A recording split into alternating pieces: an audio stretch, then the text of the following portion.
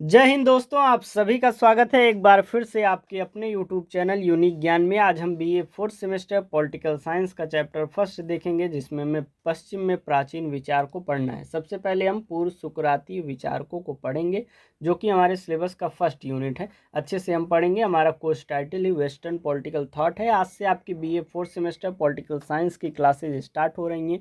कोई भी डाउट रहता है तो आप पूछ सकते हैं कमेंट सेक्शन में पूरा लेक्चर देखने के बाद। और साथ ही साथ ये सभी नोटिफिकेशंस कहाँ पर मिलती हैं? टेलीग्राम चैनल पर। जो भी फ्री ऑफ कॉस्ट नोट्स दिए जाते हैं वो आपको टेलीग्राम चैनल पर दिए जाते हैं, तो जिसका लिंक आपको डिस्क्रिप्शन बॉक्स में दिया गया है, वहाँ से ज्वाइन कर लीजिए। और वहाँ पर आप आपस में डिस्कस भी कर सकते हैं या हमसे कोई प्रश्न पूछ सकते हैं। डिस्कशन ग्रुप बनाया गया है। चलिए देखते हैं पॉलिटिकल साइंस को। आपको पता ही है, सबसे पहले सिलेबस कंप्लीट कराया जाता है आपका जो रहे, उसके बाद प्रीवियस ईयर क्वेश्चन पेपर कराए जाते हैं। फिर आपको मोस्ट इंपॉर्टेंट क्वेश्चंस आपके एग्जाम से पहले बता दिए जाते हैं। आप किस यूनिवर्सिटी से हैं, आपके कब एग्जाम होने वाले हैं, कमेंट में अवश्य बताइएगा, जिससे उससे पहले आपका सिलेबस कंप्लीट कराया जा सके। चलिए देखते हैं हम सबसे पहले पश्चिम में प्राचीन विचारकों में से पूर्व सुकराती विचारकों को। पश्चिमी दर्शन के इतिहास में पूर्व सुकराती विचारकों का अत्यंत महत्वपूर्ण है। ये वे दार्शनिक हैं जो सुकरात से पहले हुए और जिन्होंने पहली बार विश्व में प्रकृति तथा जीवन के मूल्य तत्व को समझने का प्रयास किया हुआ था। ये सभी विचारक जो हैं, यह सुकरात से जो पहले हुए थे, उनके विषय में पूर्व सुकराती विचारकों को रूप में हम पढ़ते हैं, जो कि पहले ऐसे विचारक थे जिन्होंने प्रकृति तथा जीवन के मूल तत्व को समझने का प्रयास किया हुआ था। इनसे पहले ग्रीस में प्राकृतिक घटनाओं की व्याख्या मिथकों और देवताओं के माध्यम से की जाती है, परंतु पूर्व सुकराती विचारकों ने इस परंपरा को बदलते हुए तर्क और बौद्धिक विश्लेषण को महत्व दिया हुआ था। अर्थात इससे पहले मिथक होते थे, जो भी घटना घटती थी, जैसे कि बारिश हो गई तो इंद्रदेव नाराज हो गए, या जो भी चीज़ें उस समय होती थी, वेस्टर्न में जो भी मिथक रहते थे, जो भी उनकी धार्मिक मान्यताएं रहती थी, उसके आधार पर हर एक घटना को वह देखते थे। परंतु उसके बाद जब ये पूर्व सुकराती विचारक आते हैं और यह एक प्रकार से बौद्धिक विश्लेषण तर्क देते हुए चीज़ों को समझने का प्रयास करने लगते हैं और महत्व देने लगते हैं। इस प्रकार इन्होंने दर्शन को धार्मिक मान्यताओं से हटाकर वैज्ञानिक तथा तार्किक आधार प्रदान किया हुआ था। आगे हम देखें पूर्व सुकराती विचारों की प्रकृति एवं विशेषताओं की बात करें तो पूर्व सुकराती विचार सबसे पहली विशेषता थी प्रकृति केंद्रित दृष्टिकोण इनकी थी। इन विचारकों का मुख्य ध्यान प्रकृति पर था। ये वो जानना चाहते थे कि संसार की उत्पत्ति कैसे हुई, यह किन तत्वों से मिलकर बना हुआ है। सबसे पहली विशेषता क्या थी पूर्व सुकराती विचारों की, कि वह प्रकृति केंद्रित दृष्टिकोण के थे। वह यह जानना चाहते थे कि संसार की उत्पत्ति आखिर है कैसे हुई और यह किन तत्वों से मिलकर बना हुआ है। दूसरी विशेषता थी मूल तत्वों की खोज। हर दार्शनिक ने यह खोजने का प्रयास किया कि संसार का मूल आधार क्या है, अर्थात जो संसार है वह किन तत्वों से मिलकर बनी हुई है, कौन सा मूल तत्व है, मूल आधार कौन सा है जिससे यह जो है पृथ्वी बनी हुई है, जिसे आर्क कहा जाता है। और हर एक दार्शनिक इसको खोजने का प्रयास करता है उस समय में। मिथकीय से तार्किक परिवर्तन। पूर्व के मिथकीय विचारों के विपरीत इन्होंने प्राकृतिक घटनाओं की व्याख्या वैज्ञानिक और तार्किक दृष्टिकोण से किया हुआ था।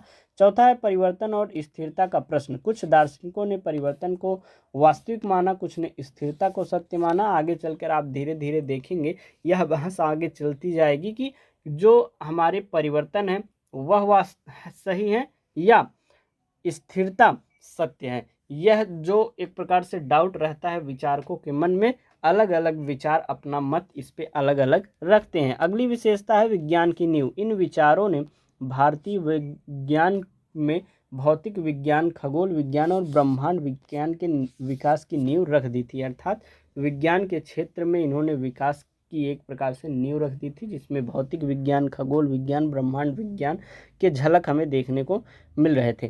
प्रमुख पूर्व सुकराती दार्शनिक और उनके सिद्धांत की बात करें तो सबसे पहले थे थेल्स, जो कि थेल्स को पश्चिमी दर्शन का प्रथम दार्शनिक माना जाता है। इनका मुख्य विचार क्या था? उन्होंने कहा कि संसार का मूल तत्व क्या है? जल है। इन्होंने तर्क क्या दिया? जब इन्होंने कहा कि संसार का मूल तत्व जल है, तो इन्होंने तर्क यह दिया कि सभी जीवों को जल की आवश्यकता होती है। जल विभिन्न रूपों में परिवर्तित हो सकता है, इसलिए थेल्स ने अपना सिद्धांत दिया कि हमारा संसार का मूल तत्व क्या है? जल है। मूल्यांकन करते हुए थेल्स का महत्व इस बात में है कि उन्होंने पहली बार प्राकृतिक घटनाओं की व्याख्या तार्किक आधार पर की हुई थी। फिर आते हैं एनेक्सिमेंडर, उन्होंने बताया कि जो ये संसार है उसका मूल तत्व क्या है, अपिरोन है, अर्थात अनंत है, असीम है। यह जो एनेक्सिमेंडर रहते हैं या थेल्स के शिष्य रहते हैं, परंतु इनके विचार जो है अधिक उन्नत रहते हैं थेल्स से। व्याख्या करते हुए यह बताते हैं कि अपिरोन कोई ठोस शब्द या तत्व नहीं है, यह एक अनिश्चित और अनंत शक्ति है जिससे सब उत्पन्न होता है। यह किसका विचार था? एनेक्सिमेंडर का। इनका महत्व क्या रहा है कि यह विचार अमूर्त था, इससे दर्शन को गहराई एक प्रकार से प्रदान हुई थी। फिर आते हैं हेराक्लिटस। हेराक्लिटस का सिद्धांत था कि संसार का मूल तत्व क्या है?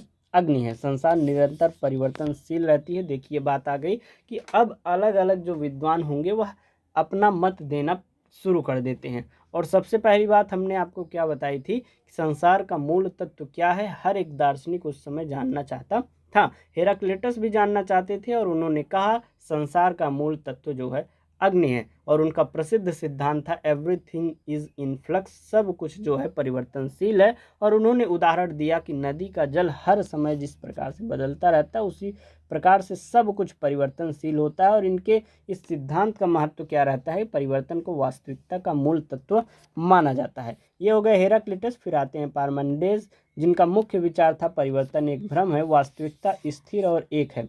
तर्क वह देते हैं कि जो है वह है, जो नहीं है वह नहीं है, अर्थात स्थिर है। वास्तविकता क्या है? स्थिर है और एक है। यह एक प्रकार से जो हेराक्लिटस कहते हैं, हेराक्लिटस के विचारों का विरोध करते हैं, क्योंकि हेराक्लिटस कहते हैं सब कुछ जो है परिवर्तनशील है, लेकिन पार्मेनिडेस कहते हैं कि वास्तविकता स्थिर है। अर्थात उन्होंने तर्क भी दिया कि जो है वह है, जो नहीं है वह नहीं है, अर्थात जो एक प्रकार से वास्तविकता क्या है? स्थिरता है। ये तो विभिन्न विचारक हो गए। अब हम इन विचारों का समालोचनात्मक विश्लेषण करें तो इसका सकारात्मक पक्ष है तर्क और विज्ञान की शुरुआत इससे हुई। आज देखिए वर्ड्स कुछ अलग अलग निकल जा रहे हैं जो पढ़ना चाह रहे हैं, क्योंकि जुकाम हुआ है। इससे आप बिल्कुल भी मत घबराइएगा, नेक्स्ट 2-3 दिन में तबीयत सही हो जाएगी। बहुत लोग कमेंट करने लगेंगे कि सर आप तो बोल ही नहीं पा रहे हैं वर्ड। अभी देखिए जुकाम हुआ है इसलिए वर्ड जो है थोड़ा इधर उधर हो जा रहे हैं। तो हम देखें समालोचनात्मक विश्लेषण की बात करें तो इसका सकारात्मक पक्ष यह था तर्क और विज्ञान की शुरुआत इन लोगों के द्वारा की गई।